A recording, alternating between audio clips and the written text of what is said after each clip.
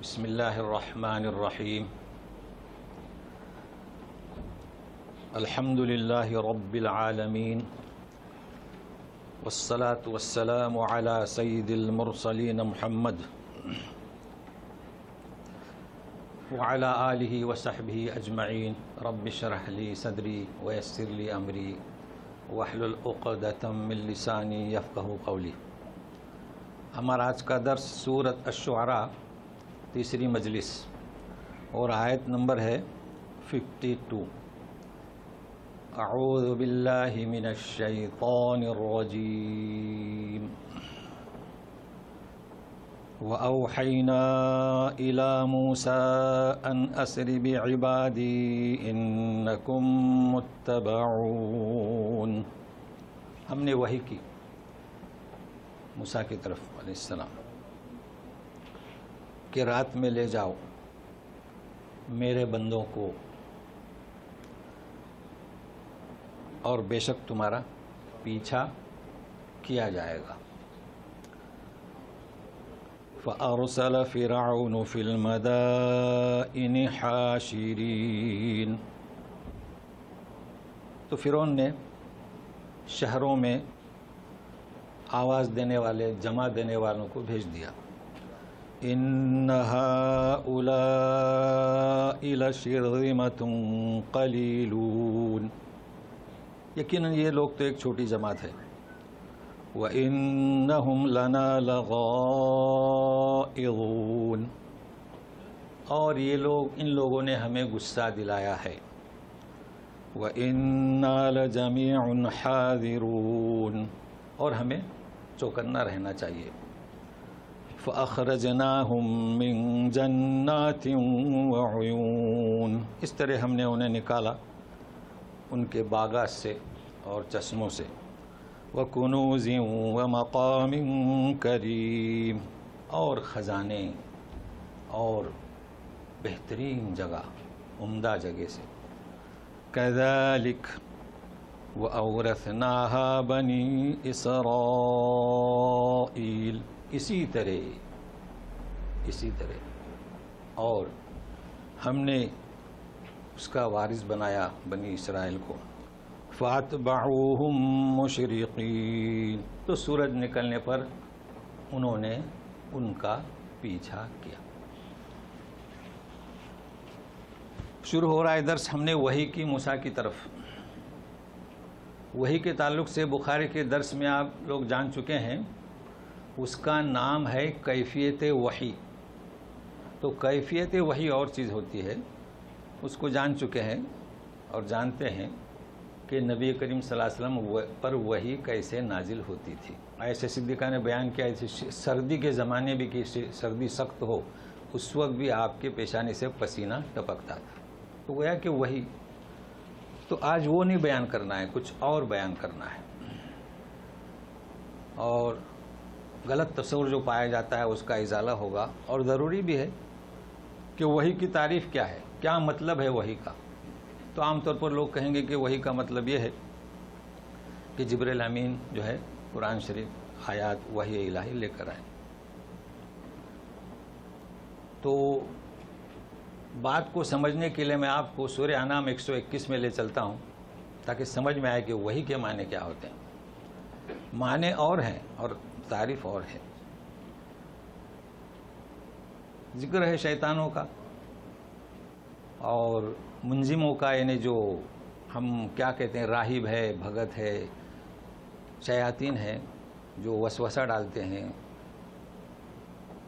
اور فرشتے ستارہ لے کر مارتے ہیں، ان کا ذکر ہے۔ تو سنیے، وَإِنَّ الشَّيَاطِينَ لَيُوحُونَ إِلَىٰ أَوْلِيَائِهِمْ، کہ شیاطین اپنے دوستوں کو بھی وحی کرتے ہیں۔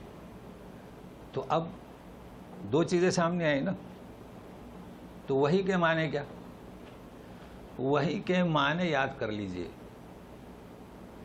خفیہ طور پر دوسرے شخص کو کوئی خبر دینا، اس کا نام ہے وحی۔ آپ بھی دے سکتے ہیں، شیطان بھی دے سکتا ہے۔ بچہ آپ کے سامنے کھڑا ہے یا بچی ہے، جو بھی ہے، گھر کا کوئی فرد کوئی شخص آیا مانگ رہا ہے یا بلا رہا ہے یا دے رہا ہے، آپ نے آنکھوں سے اشارہ کر دیا بچوں کو، بچہ سمجھ گیا آپ کا مقصد، اس کا بھی نام وحی ہے، کیونکہ آپ نے کیا کیا، خفیہ طور پر ایک بات اس کو پہنچا دی۔ اچھا، اس کی دلیل کیا؟ سورہ مریم میں لے چلتا ہوں آپ کو، 11 نمبر آیت، کئی چیزیں وہاں بیان ہوئی ہیں۔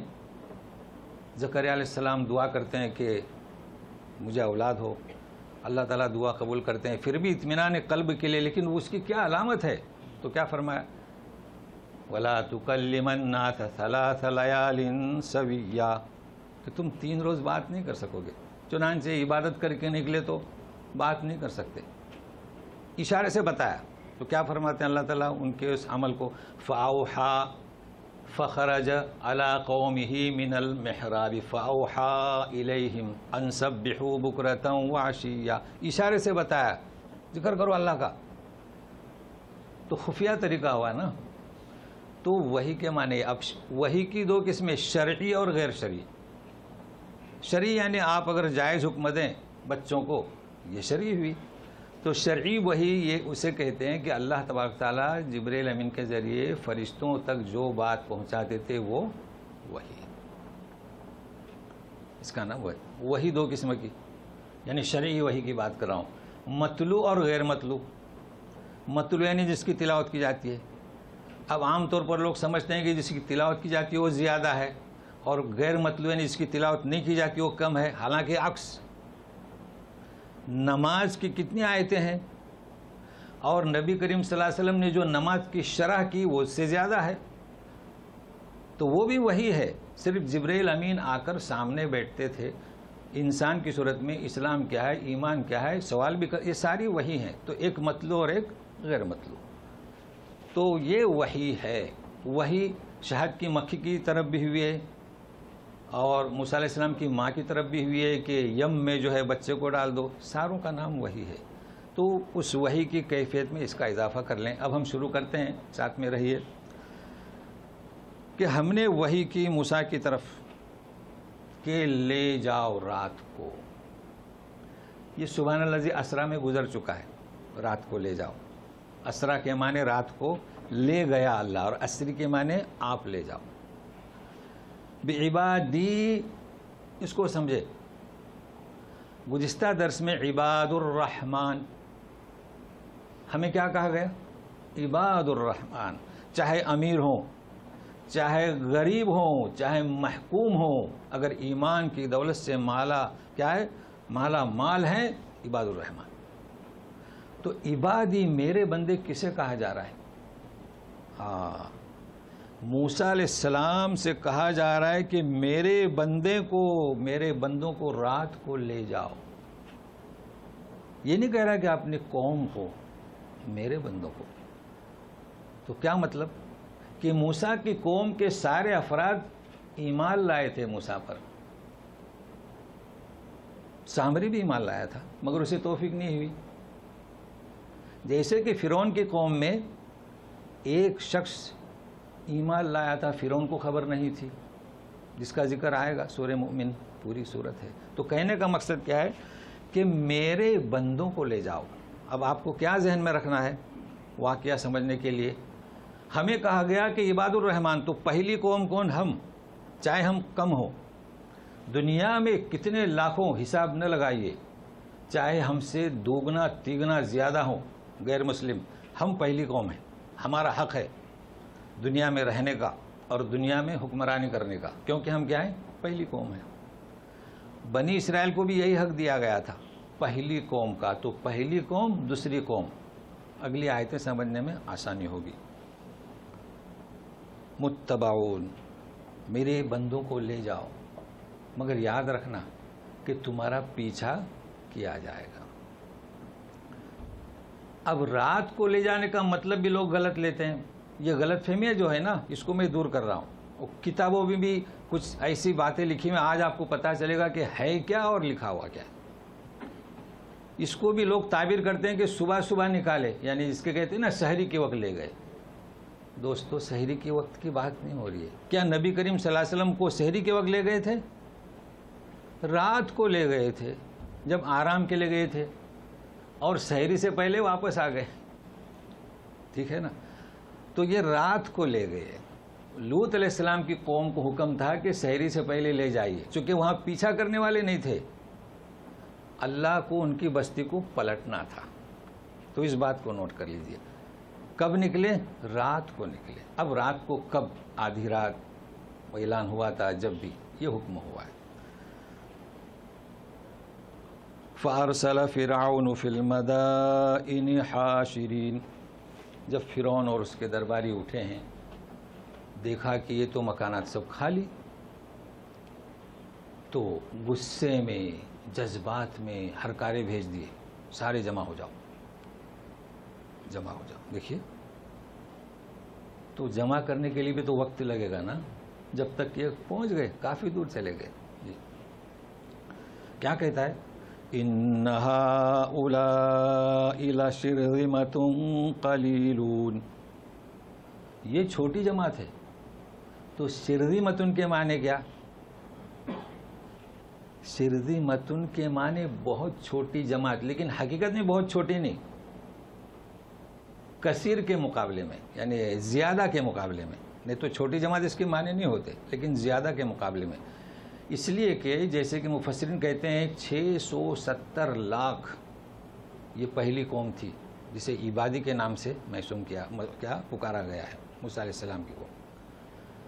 اب ان فرعون کی تو کتنی ہوگی، لہذا چھوٹی قوم. جیسے آپ جنگ بدر کا قصہ پڑھتے ہیں، بعض لوگوں نے لکھ دیا ہے کہ مٹھی بھر لوگ تھے مسلمان.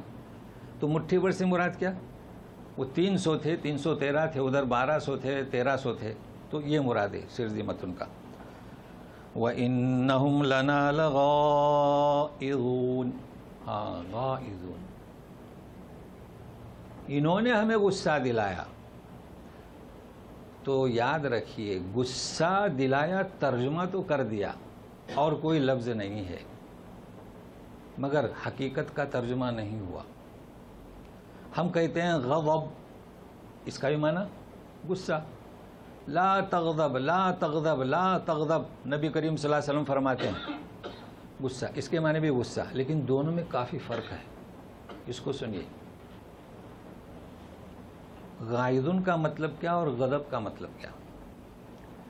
غائضون اللہ کی طرف منسوب نہیں ہوتا اور غضب اللہ کی طرف منسوب ہوتا ہے. تو کتنا فرق ہوا، تو جاننا چاہیے ہمیں. میری طرف آپ غائض کو نسبت دے سکتے ہیں، آپ کی طرف دے سکتے ہیں، اللہ کی طرف نہیں. کیا بات ہو سکتی ہے، کیا وجہ ہے؟ غضب اسے کہیں گے کہ غضب میں انسان دوسرے کو نقصان پہنچاتا ہے، اس پر اثر انداز ہوتا ہے. وَبَاءُوا بِغَضَبٍ مِّنَ اللَّهِ. اللہ کا غصہ لے کر لوٹے، لعنت، پھٹکار، ذلت، اہانت لے کر لوٹے. آپ کسی پر غصہ ہو جائے تو غصے میں کچھ بھی فیصلہ دے دیں گے، ٹھیک ہے. میاں بیوی پر غصہ ہوتا ہے تو نہ کیا کر جاتا ہے. جی غیظ کسے کہیں گے؟ غیظ میں کسی دوسرے پر اثر انداز نہیں ہوتا، خود ہی پر اثر انداز ہوتا ہے. تو آپ بتائیے کہ اللہ تعالیٰ خود ہی پر کبھی اثر انداز ہو سکتے ہیں؟ اللہ کو کیا پڑی ہے؟ وہ تو فرماتے ہیں کہ تم ساری دنیا میری عبادت کرو، میری کبریائی میں کوئی بھی اضافہ نہیں، ساری دنیا کفر کرو، میری کبریائی میں کوئی نقص نہیں. تو غیظ کا مطلب کیا؟ ان کی اس حرکت سے ہم ناراض ہوئے. بچہ حرکت کرتا ہے، کوئی چیز توڑ دیتا ہے، ماں باپ ناراض ہوتے ہیں. تو یہ ناراضگی اللہ کی یا نہیں؟ تو سنیے. وَإِنَّا لَجَمِيعٌ حَاذِرُونَ. حاضرون، حذر، احتیاط. ہمیں ان لوگوں سے چوکنا رہنا چاہیے، نکلیے. مطلب یہ فرعون کی بات چل رہی ہے. اب سنیے، فرعون کی فوج جمع ہو گئی، نکل گئی. فَأَخْرَجْنَاهُمْ مِنْ جَنَّاتٍ وَعُيُونٍ. ہم نے انہیں نکالا ان کے باغات سے اور چشموں سے. باغات تھے، نیل کے دونوں طرف باغات تھے اور چشمے تھے. کیوں نکالا؟ اگر یہ خاموش رہتے تو زندگی گزارتے، بقیہ جو ان کے مقدر میں تھی. مگر کیوں نکلے؟ کہ ہماری ایک رعایا کی اتنی بڑی تعداد، جس کو کمی کا اس نے نام دیا، میرے دار سلطنت سے نکل گئی اور کہاں جا کر اب حکومت قائم کرے گی، یہ اس سے برداشت نہیں ہوا۔ اگر وہ برداشت کرتا کہ چلیے گئے اب اس کے کام کاج کون کرے گا، اس لیے کہا جا رہا ہے وَكُنُوزٍ، خزانوں کی جمع اور بہت ہی اچھی جگہ تھی۔ كَذَلِكَ، اس طرح، کیا مطلب اس طرح؟ فَأَخْرَجْنَاهُمْ، اس طرح ہم نے نکالا، یعنی خود ہی نکل گیا۔ کہاں پہنچایا؟ موت کی گھاٹ، جہاں اس کی موت ہونے والی تھی۔ وَأَوْرَثْنَاهَا، اور ہم نے اسے وارث بنایا، اس کا وارث بنایا، ہاں، اقتدار کا، کنوز کا، مقام کریم کا، کسے؟ بنی اسرائیل۔ ٹھیک ہے، دو چیزیں الگ الگ ہیں، کذالک اور چیزیں، وہ اورثناہا اور چیزیں۔ لیکن آپ کو میں لے چلوں سورہ دخان، سورہ طٰہٰ، اس طرف لے چلوں، ذرا غور سے سنیے گا۔ یعنی یوں سمجھیے کہ الجھاؤ، کس کو وارث بنایا اور کس کا وارث بنایا؟ یہ آیت کیا کہہ رہی ہے کہ موسیٰ علیہ السلام کی قوم نکلی اور پھر فرعون موت کے گھاٹ اترا، وہ ڈوب گیا، اور وارث کون بنا؟ جی ٹھیک ہے نا۔ یہ ترجمہ اور تفسیر سے بھی کام نہیں بنتا، یہ ترجمہ ہے اور وہ تفسیر ہے۔ میں آپ کو سورہ دخان میں لے جاتا ہوں، یہی آیتیں ہیں 28، 26، 27، مگر کیا ہے سنیے، بجائے کنوز کے وَزُرُوعٍ وَمَقَامٍ قَرِيبٍ، یعنی آیت جب تبدیل ہوگی تھوڑا ہیر پھیر ہوگا، زروع کھیتیاں، کذالک، یہی آیت ہے، کذالک وَأَوْرَثْنَاهَا، پھر کیا ہے، کسی کو یاد ہے؟ قوماً آخرین، دوسری قوم کو وارث بنایا۔ اب کیا مطلب؟ یہاں کہا جا رہا ہے بنی اسرائیل کو وارث بنایا، سورہ دخان میں کیا کہا جا رہا ہے؟ دوسری قوم کو وارث بنایا۔ اب سنیے گا، تاریخ دیکھیے، ترجمہ، تفسیر، تحقیق، تدقیق، تاریخ کیا بتاتی ہے؟ تاریخ، موسیٰ علیہ السلام جب نکلے ہیں قوم کو لے کر، کبھی لوٹے مصر؟ کیا جواب ہے؟ نہیں۔ کہاں تھے؟ سینا پر، میدان میں۔ پھر کہاں گئے؟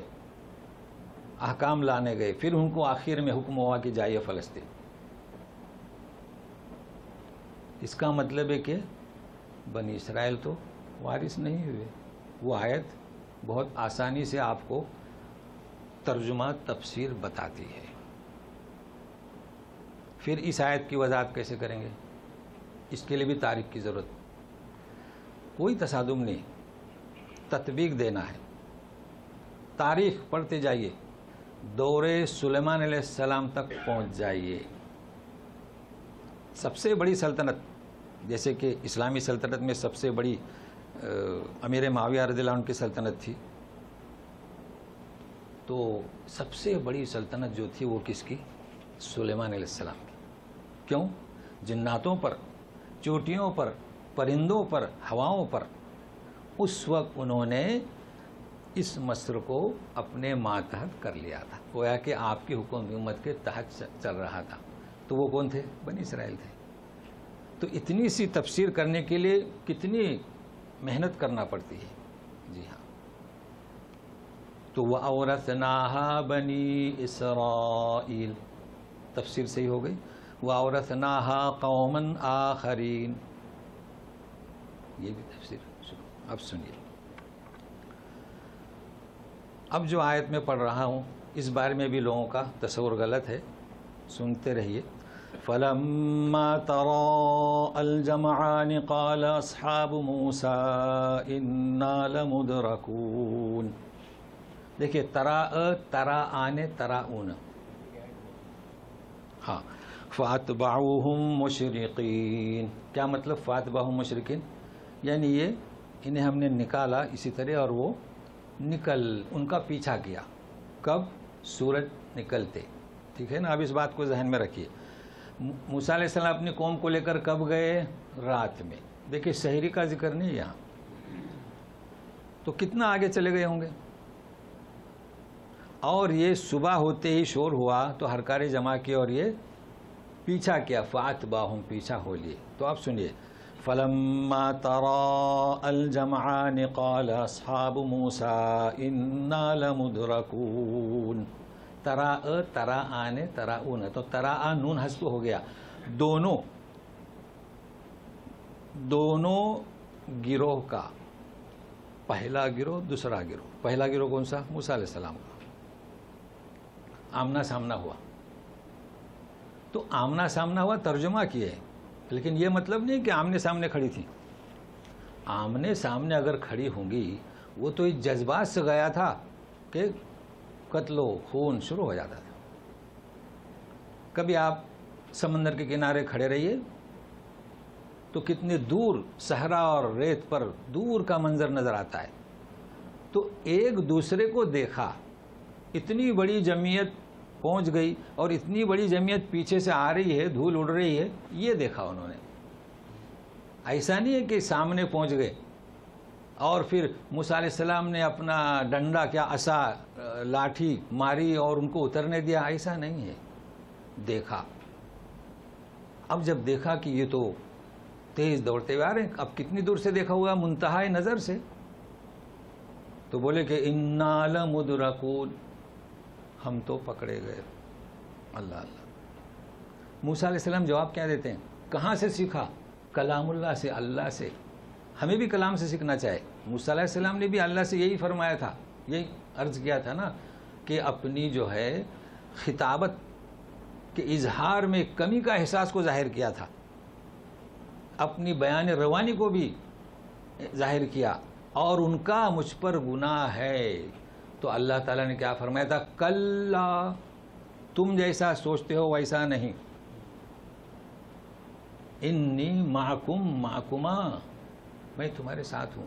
تو موسیٰ علیہ السلام یہ نہیں کہہ رہے کہ میں تمہارے ساتھ ہوں. کلا ان معی ربی سیہدین. دیکھیں یہ ہے کلام اللہ. میرے ساتھ میرا رب ہے، وہ میری رہنمائی کرے گا. ٹھیک ہے. اب سنیے. فَأَوْحَيْنَا إِلَى مُوسَىٰ أَنِ اضْرِب بِّعَصَاكَ الْبَحْرَ فَانفَلَقَ فَكَانَ كُلُّ فِرْقٍ كَالطَّوْدِ الْعَظِيمِ. ہم نے وحی کی موسیٰ کی طرف، عصا مارو سمندر میں، ڈنڈا مارو. ٹھیک ہے. فن فلق، مارتے ہی فن فلق کا ترجمہ کیا؟ پھٹ گیا. اور ایک دفعہ حکم ہوا تھا اس کے بعد میں سینا میں جب پانی تلاش کیا تھا، وَإِذِ اسْتَسْقَىٰ مُوسَىٰ لِقَوْمِهِ، تو حکم ہوا فَاضْرِب بِّعَصَاكَ الْحَجَرَ فَانفَجَرَتْ مِنْهُ اثْنَتَا عَشَرَةَ عَيْنًا. وہاں ترجمہ کیا کرتے ہیں؟ پھوٹ پڑے. تو پھٹنے میں پھوٹنے میں فرق ہے. آنکھیں پھٹتے نہیں، آنسو پھوٹتے ہیں. تو چشمہ پھوٹ پڑا تو فرق ہوا نا. اپنے مرکز کو نہیں چھوڑتا ہے، مرکز سے دھارے پھیلتے ہیں. اس کا نام ہے کیا؟ فنفجرت. یہاں کیا کہا جا رہا ہے؟ ترجمہ سبوں نے یہی کیا ہے، پھٹنا. وہاں کسی نے پھٹنا، لیکن وہ ہے پھوٹنا، یہاں پھٹنا. لیکن میں ایک اور جگہ آپ کو لے آتا ہوں. قرآن سیکھنا ہے نا جی. وَإِذَا السَّمَاءُ، کیا ہے؟ سَمَاءٌ فَطَرَتْ، شقت ہے نا. وہاں پر بھی ترجمہ کرتے ہیں پھٹ جائے. تو فرق کیا ہے؟ کسی بھی زبان میں، کسی بھی لینگویج میں اتنی صلاحیت نہیں کہ حق ادا کر سکے. فن فلق کے معنی کی بھی پھٹ گیا، انفطرت کے معنی پھٹ گیا. دونوں میں فرق ہے. کیا فرق ہے؟ آسمان جب پھٹے گا، یہ کلام کی بلاغت ہے، تو اپنے مرکز کو، سینٹر کو چھوڑ دے گا. اور فن فلق میں یہی تو لوگ قادر نہیں کہ کلام پاک پر اعتراض کر سکیں. فن فلق میں وہ اپنے مرکز کو نہیں چھوڑتا. یہ بھی پھٹا وہ بھی پھٹا. اس نے اپنے مرکز کو نہیں چھوڑا اور وہاں اپنے مرکز کو سینٹر کو چھوڑ دے گا. تو فرق سمجھ میں آیا؟ چلیے. تو ڈنڈا مارا، لٹھیا ماری، لاٹھی ماری، عصا مارا. فکان کل کالطود العظیم. طود کسے کہتے ہیں؟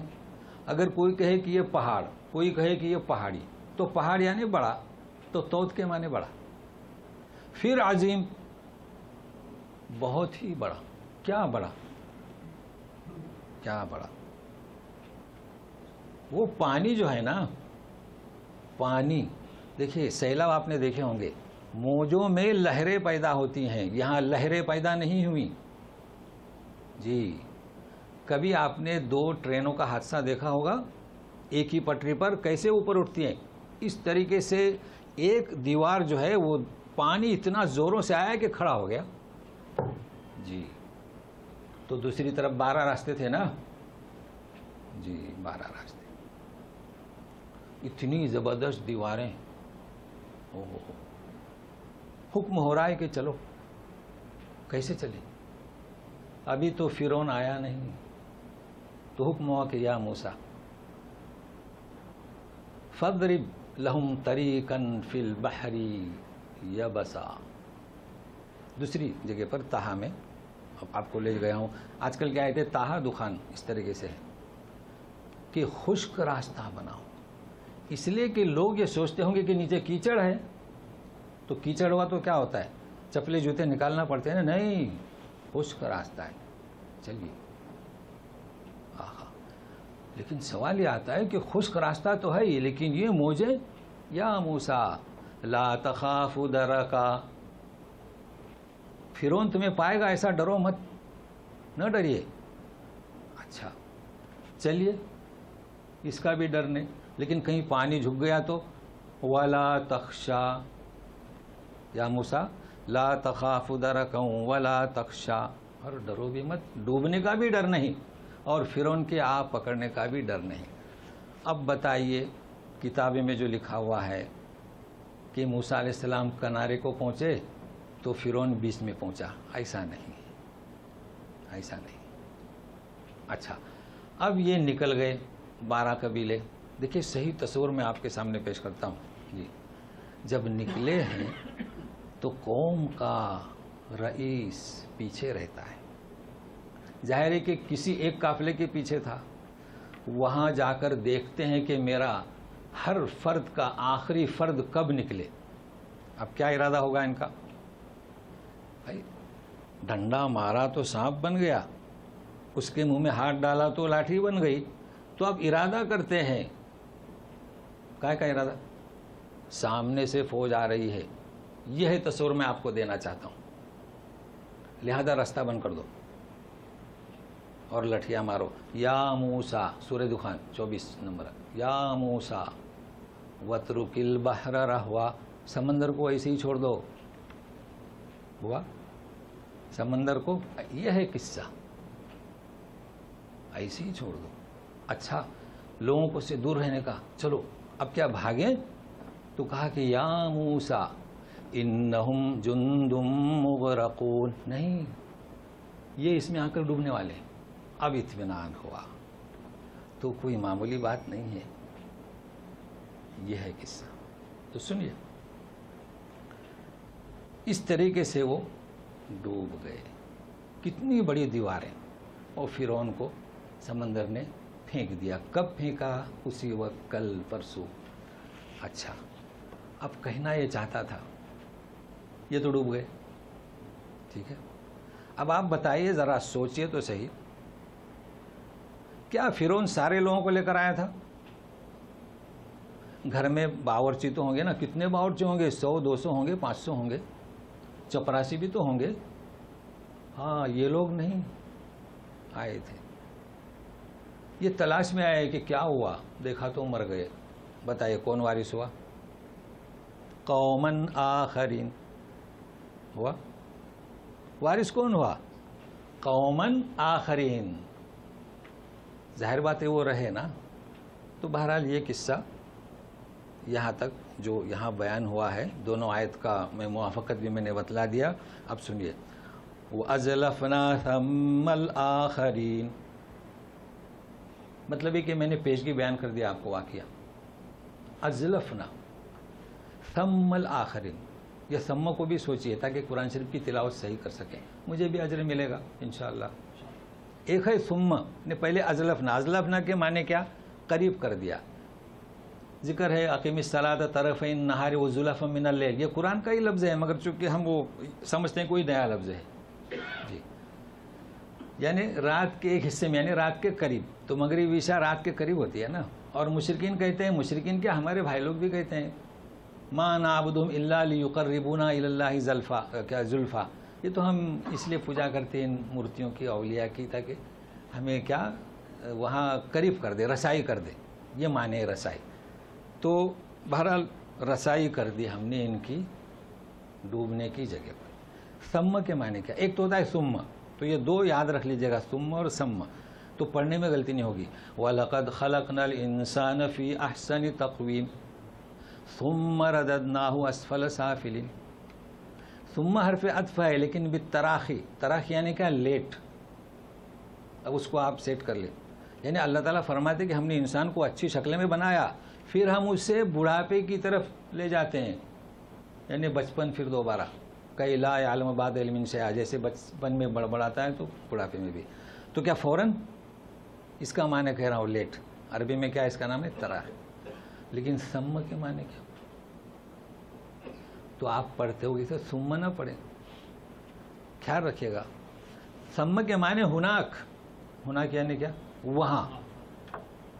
وَأَزْلَفْنَا ثَمَّ، وہاں، قوماً یا الآخرین. اب آخرین کون سی قوم؟ دوسری. جی ہو گیا نا، کوئی ضرورت نہیں شرح کی ڈکشنری کی، قرآن کی آیت ہی ڈکشنری ہوتی ہے. اچھا، اس لیے کہ اچھا اس کی شرح یہاں پر بھی ہے. وَأَنْجَيْنَا مُوسَىٰ وَمَن مَّعَهُ أَجْمَعِينَ ثُمَّ أَغْرَقْنَا الْآخَرِينَ. دیکھیے اس آیت کی شرح ہو گئی. پھر ہم نے موسیٰ اور جو ان کے ساتھ تھے ساروں کو نجات دی اور دوسروں کو غرق کر دیا. تو آخرین کی شرح ہو گئی. دوسرے کون؟ پھر ان کے کون. ٹھیک ہے، یہاں قصہ ختم ہوا. کون سا؟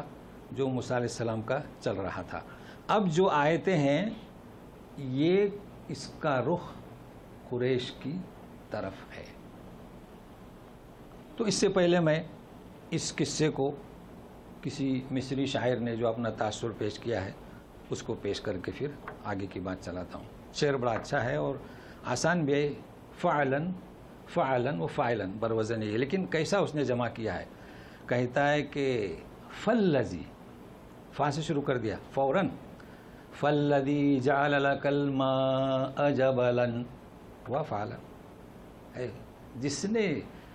جس ذات نے تیرے لیے پانی کو پہاڑ بنا دیا. سیجل لک الطریق سہلا یابسا، وہ تیرے لیے راستہ خشک اور خوشگوار بنائے گا. تو شعراء بھی پیچھے نہیں ہے تفسیر کرنے میں جی، مگر ان کی تفسیر کے لیے کچھ محنت کرنا پڑے گی. تو اب ہم آگے شروع کرتے ہیں. ان فی ذلک لآیہ وما کان اکثرهم مؤمنین وان ربک لہو العزیز الرحیم. بے شک اس میں یعنی اس واقعے میں نشانی ہے. کس کے لیے؟ قریش کے لیے. ان کے لیے بھی نشانی تھی، فرعون کے جو بقایا لوگ تھے، مگر یہاں قریش کے لیے.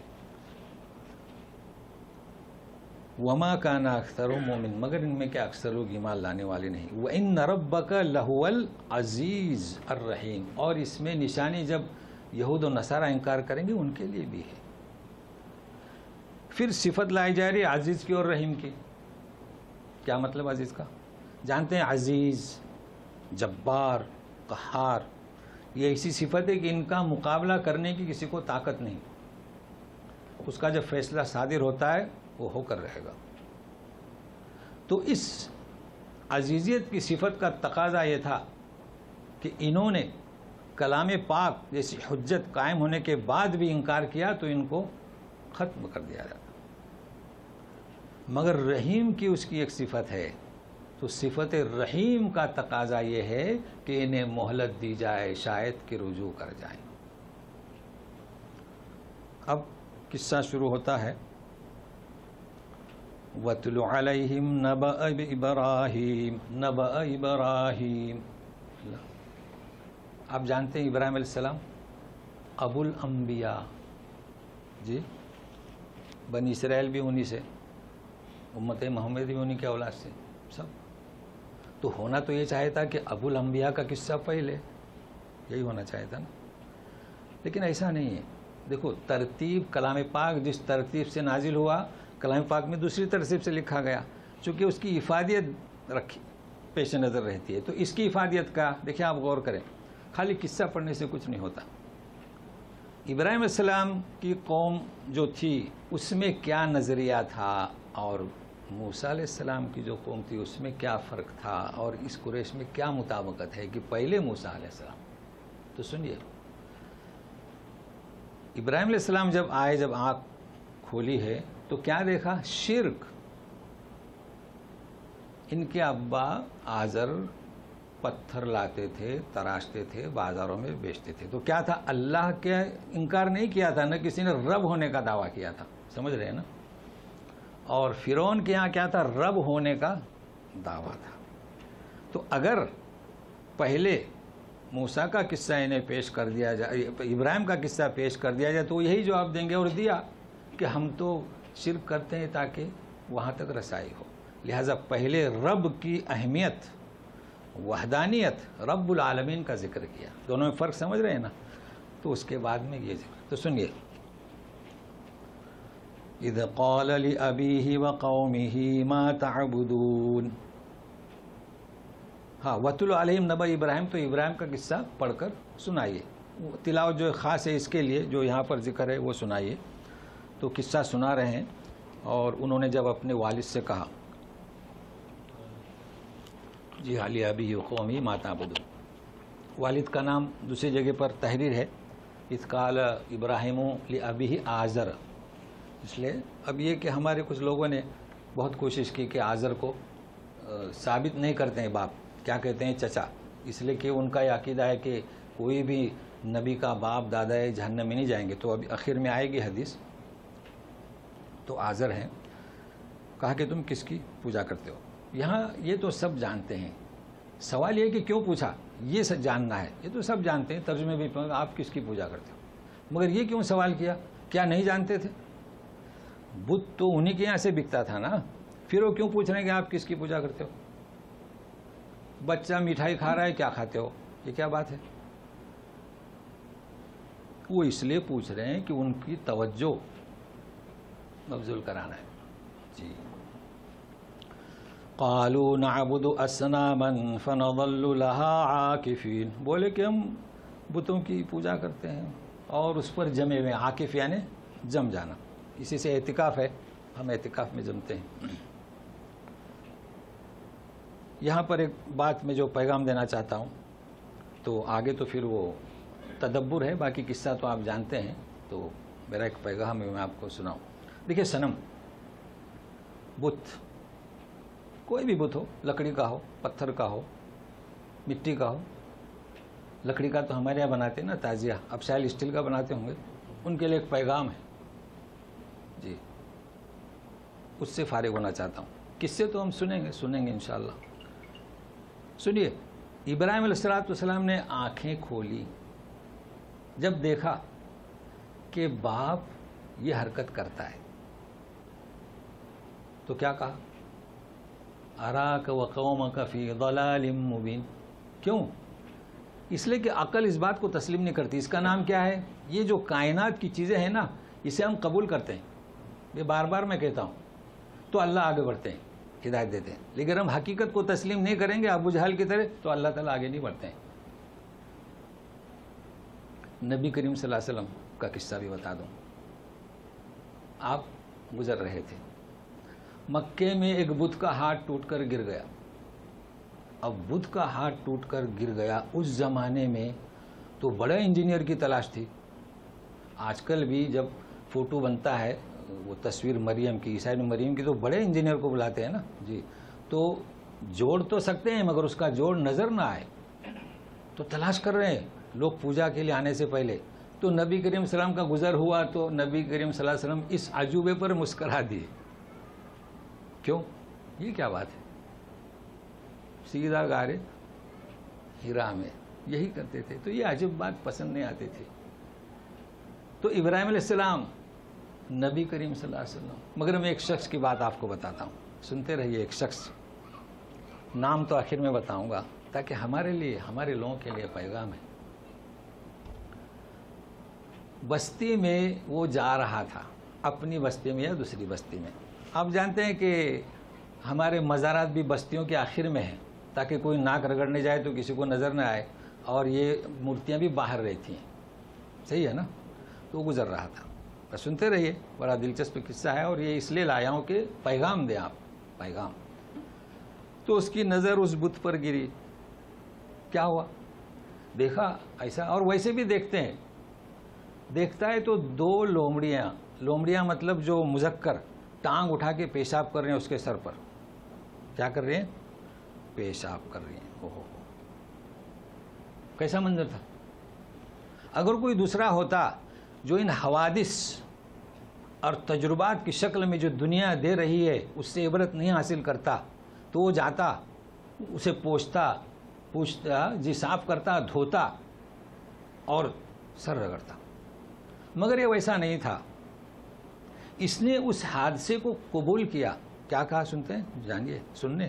اسی وقت اس نے کہا، اوہو کیا کہا، ارب یبول الثعلبان براسی. دیکھو، یبول کے معنی مذکر، کیونکہ مونس کے لیے تبول آتا ہے، اور تبول مونس ٹانگیں اٹھا کر پیشاب نہیں کر سکتا. اوہو کیا فوراً کہتا، ارب یبول الثعلبان براسی.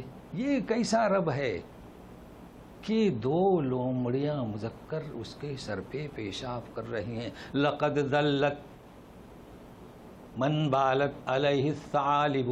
یہ تو بڑی رسوائی ہے کہ اب جنرل بات کر رہا ہے کہ جس کے سر پہ حیوانات، لومڑیاں پیشاب کریں. ولو کان ربا یمنع نفسہ. ارے یہ اگر رب ہوتا نا تو اپنے آپ کی حفاظت کرتا. فلا خیر فی رب فاتہ المطالب. یہ کیا رب ہے، کیا فائدہ ہے اس کا کہ اپنے مقصد کو پورا نہ کر سکے. یہ تو اس نے اس حادثے سے سبق لیا. اللہ تعالیٰ دوڑے، حدیث کے الفاظ استعمال کر رہا ہوں. اللہ تعالیٰ دوڑے، اس کو ہدایت ملی. اسے کچھ پتا نہیں ابھی کہ ایمان کیا ہے. کیا کہتا ہے جانتے ہو؟ برأت الاصنام کلہا نہیں کہتا ہے. اگر کہہ دے کہ میں نے برات کر دی ایسے معبودوں کی، نہیں، اللہ نے ہدایت دی. اس کا مطلب کیا ہے کہ جو مکہ میں یا اس کی جگہ پر ہے، اس نے کہا کہ برات الاصنام کل فی الارض. مشرق و مغرب جتنی زمینیں کلہا، سارے بتوں کا سے میں برات چاہتا ہوں، سارے انٹرنیشنل. وآمنت باللہ الذی هو الغالب. ایک ایسا رب جس کے وجود کے خاطر یہ دنیا کھڑی ہے، اس پر ایمان لاتا ہوں. اسے کچھ پتہ نہیں کون ہے. لا الہ الا ہو، وہ تو سکھایا گیا ہمیں. کیا کہا؟ آمنت باللہ الذی هو الغالب. کیا ہوتا ہے؟ وہیں کھڑے کھڑے. یہ تو ان کی خاصیت تھی.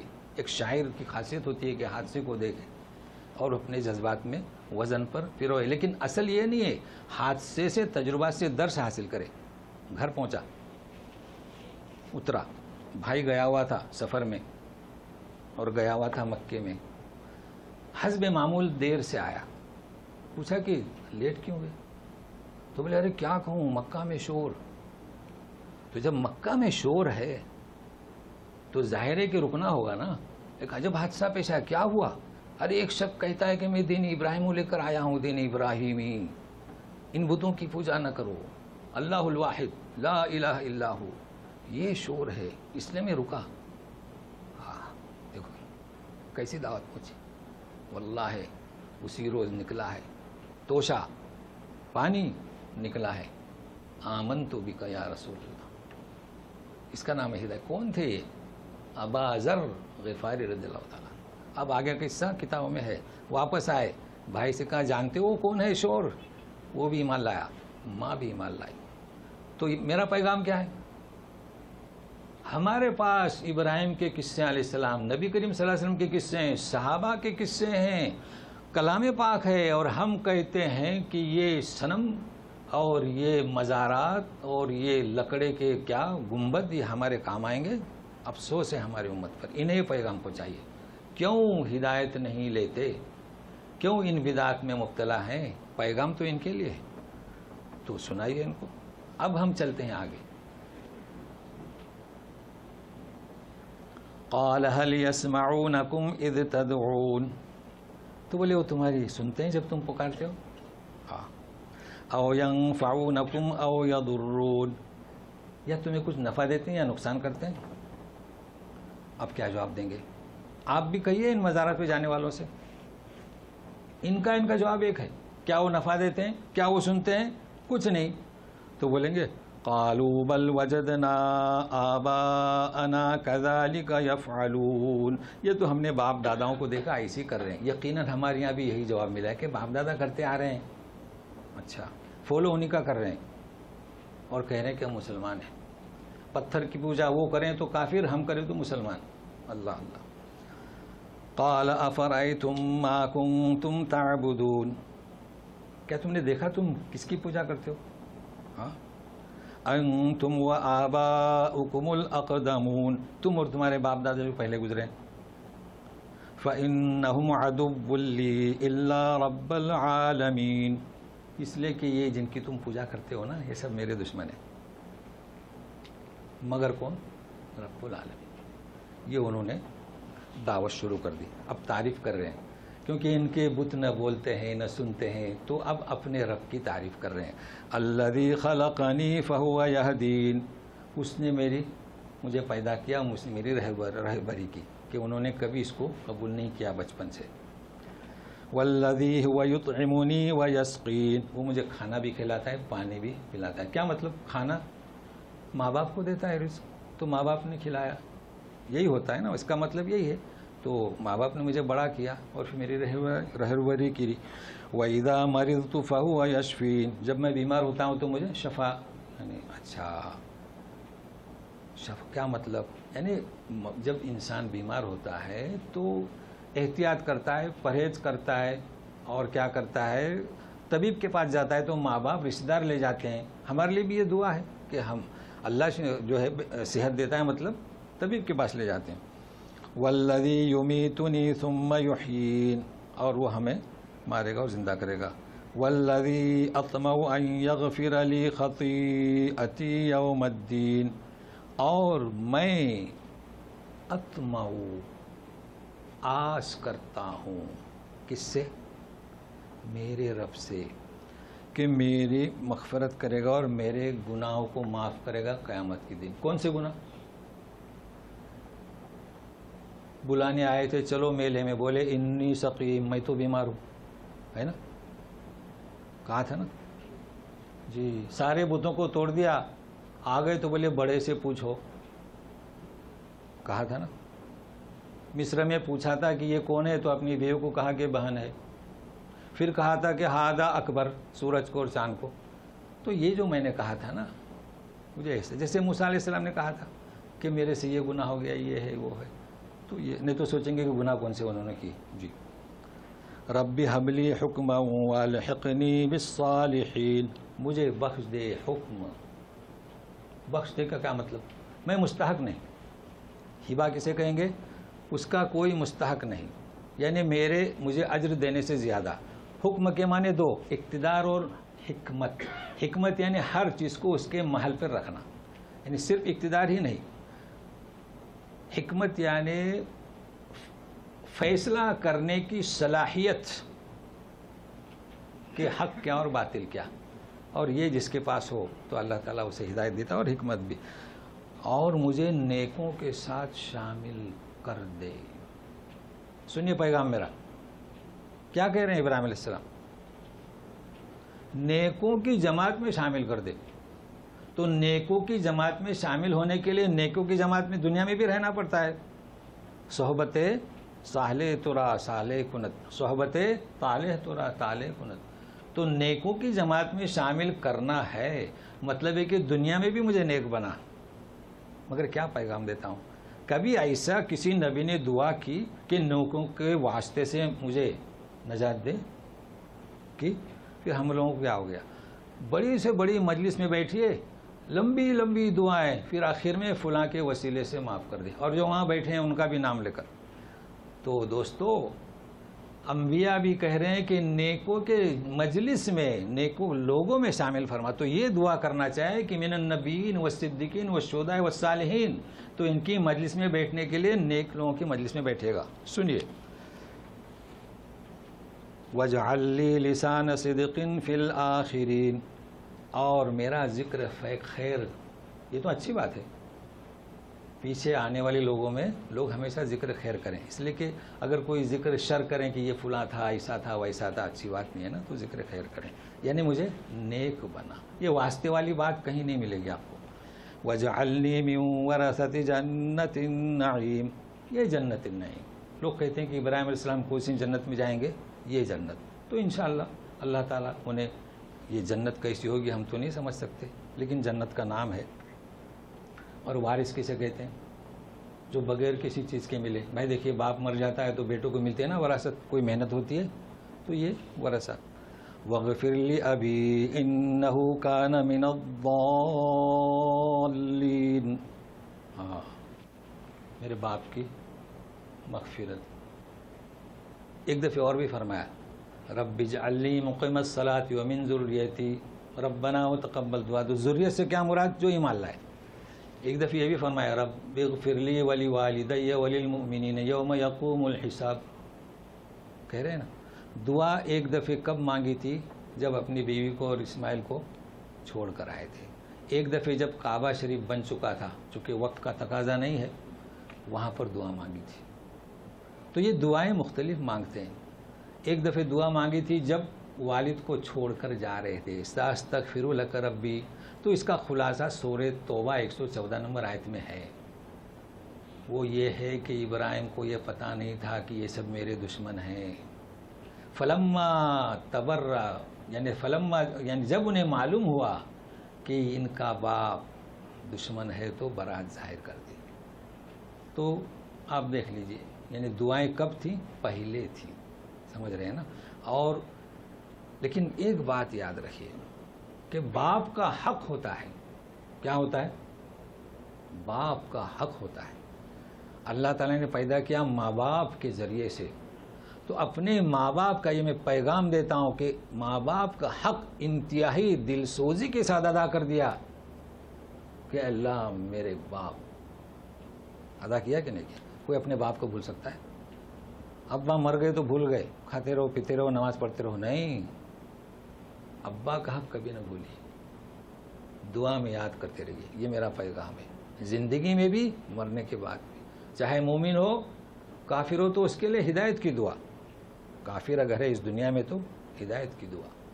مگر اللہ تعالیٰ کا بھی عدل ہے، اس کا نظام عدل پر قائم ہے. ساری دعائیں قبول ہوئی سوائے ایک دعا کی. فرمائے کہ وہ دشمن ہے میرا. لیکن باپ کے بارے میں بھی ایک دعا قبول ہوتی ہے آخر میں، وَلَا تُخْزِنِي يَوْمَ يُبْعَثُونَ، مجھے قیامت کے دن جو ہے، جس دن اٹھائے گا اس دن مجھے رسوا نہ کر. یہ آخری آیت ہے. اس کے بعد جو یوم لا ينفع مال ولا بنون، اب یہ اللہ تعالیٰ کا کلام ہے. یہ بھی اللہ کا کلام ہے، مگر اللہ نے ابراہیم کی دعا کو اپنے کلام میں پیش کر دیا.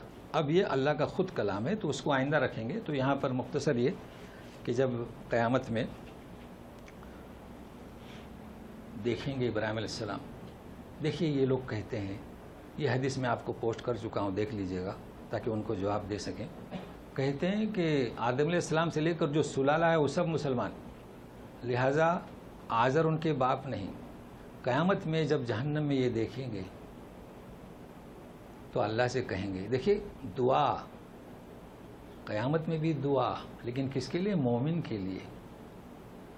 کہیں گے کہ تو نے مجھ سے وعدہ کیا کہ قیامت کے دن رسوا نہیں کروں گا، یہ ہو چکی نا دعا. جی تو بولے اچھا نیچے دیکھ، پیر کے نیچے. تو دیکھ لیا. حدیث میں الفاظ ہیں. تو بچھو، کیا بجو کہتے ہیں جی، تو اس کو ڈال دیا گیا. اب کسی کو پتہ نہیں. تو بہرحال یہ ہے اس آیتوں کا اختتام. اب ہم آپ کو ایک پیغام دیتے ہیں آخر میں. دیکھیے اللہ تبارک تعالیٰ فرماتے ہیں یا ایھا الرسول، سورہ مائدہ آیت نمبر 67 میں ہے، بلغ ما انزل الیک وَإِن لَّمْ تَفْعَلْ ما بلغت رسالتہ. یہ میں اپنی پسندیدہ آیت، اور اس پر ایک اپنا پسندیدہ شعر، یعنی کیا کہتے ہیں اسے، فیورٹ کہتے ہیں لوگ. پسندیدہ آپ سمجھتے ہو نہ سمجھتے ہو. جب سے ہم فارغ ہوئے اللہ نے توفیق دی، خطبات ہوں یا بیانات ہوں قرآن کی آیتوں پر مشتمل، درس قرآن. اور یہ آپ لوگوں کا کرم ہے کہ آپ ہمارا ساتھ دے رہے ہیں، ورنہ ہماری حالت یہ تھی کہ ہم تو مائل بکرم ہیں، کوئی سائل ہی نہیں. ہم تو لوگ پوچھتے تھے کہ آپ درس قرآن کیوں دے رہے ہیں، اس لیے کہ درس قرآن کسی اور کی طرف منسوب کرتے تھے. ہم نے کہا کہ ہم تو مائل بکرم ہیں، کوئی سائل ہی نہیں. راہ کسے دکھلائیں، کوئی راہ و منزل ہی نہیں. کسی نے جماعت اسلامی کا الزام لگایا، کسی نے اہل حدیث کا الزام لگایا. بھائی یہ لوگ درس قرآن دیتے ہیں، اہل حدیث تو توحید کا درس دیتے ہیں. جماعت اسلام والے تو ان کا ایک محدود لمیٹیڈ جو میدان ہے، نظام، اس کی بات کرتے ہیں. میں تو تجوید، فقہ. تو میں آپ کو پیغام دیتا ہوں آپ حضرات کے تعاون کا شکریہ ادا کرنے کے ساتھ کہ آپ نے میرا ساتھ دیا، اور وہاں پر بھی ساتھ دیا لوگوں نے، کہ بلغ ما انزل الیک. کیا مطلب، کیا اترا آپ پر؟ قرآن اترا نا. تو قرآن سے لوگوں کو تبلیغ کیجیے. اور کیا فرمایا؟ گزشتہ درس میں ہو چکا ہے، کلام پاک کا ذکر ہے، انذر بہ، اے رسول بہ. کیا مطلب بہ؟ قرآن. اچھا ایک حدیث ہے، اس کا بھی تصور غلط، بہت مشہور ہے، لوگ پڑھ کے سناتے ہیں، ترجمہ غلط کرتے ہیں. آپ سوچتے ہوں کہ ترجمہ کیسے غلط ہوتا ہے؟ بلغو کہاں پر؟ یوم النحر کے دن، بلغو انی ولو کان آیۃ. کیا ترجمہ کرتے ہیں؟ میری ایک بھی بات پہنچا دو. اچھا آیتن کی ترجمہ کیا؟ بات. کیا آیتن کا ترجمہ؟ آیت. آیت پہنچائیے. تو ہم کسے سمجھائیں؟ ہم سمجھانے جاتے ہیں تو راستہ ہی نہیں دیتے، راہیں مسدود کرتے ہیں کہ ان کے پاس نہ جائیے. تو بہرحال اس پر آج کا ہم درس ختم کرتے ہیں. والسلام علیکم ورحمۃ اللہ وبرکاتہ. اعوذ باللہ من الشیطان الرجیم.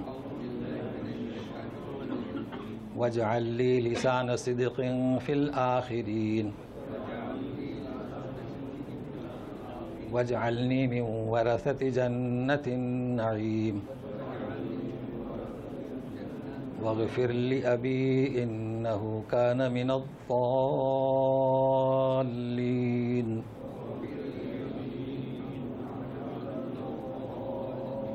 ولا تخزنی یوم یبعثون.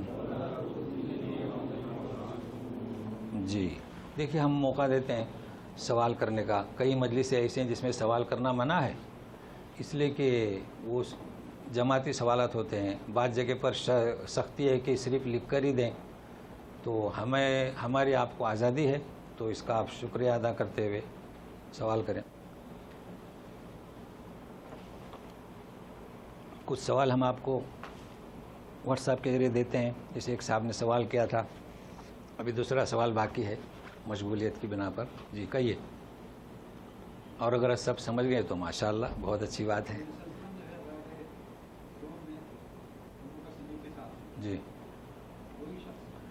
جی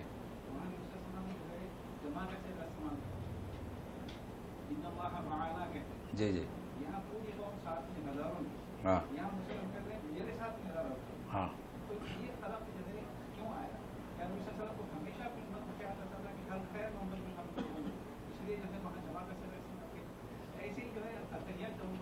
جی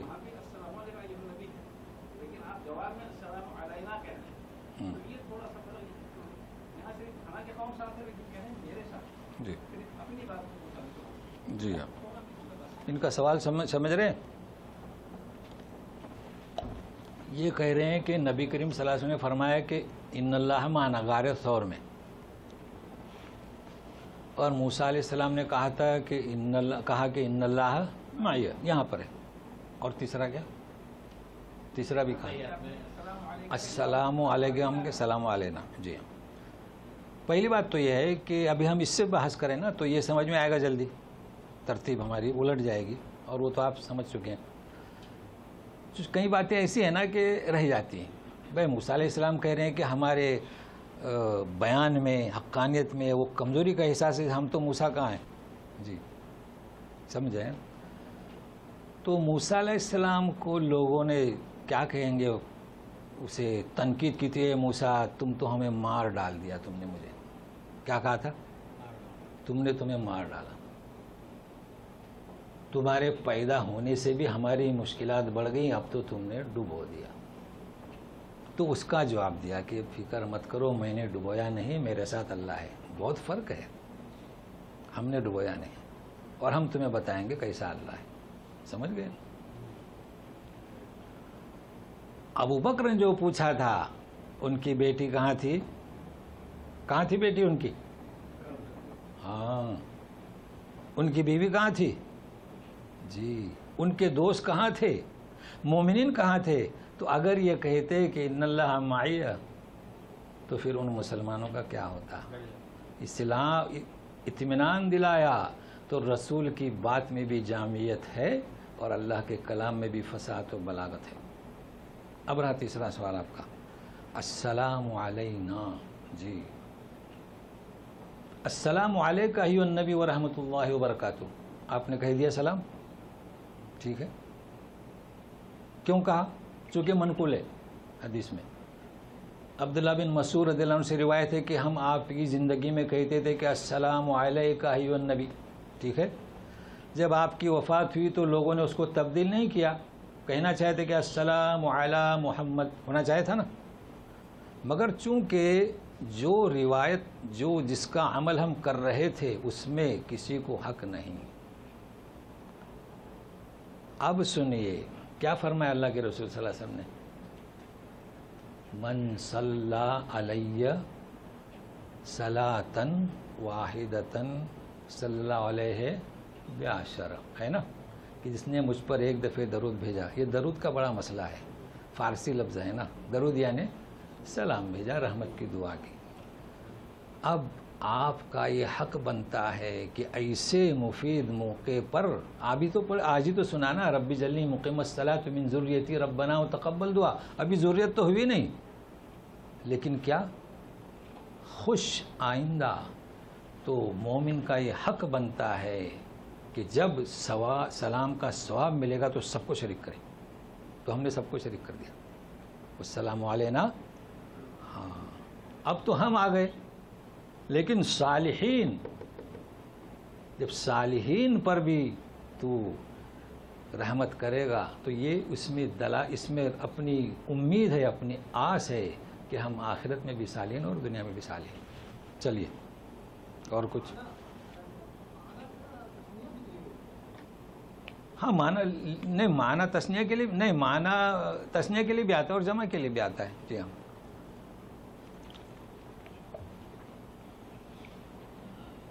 لیکن آپ نے بتایا نا کہ اس میں جمعیت ہے۔ جی جی جی، نہیں، جمع کا ہے، جمع کا ہے، جی جمع کا ہے۔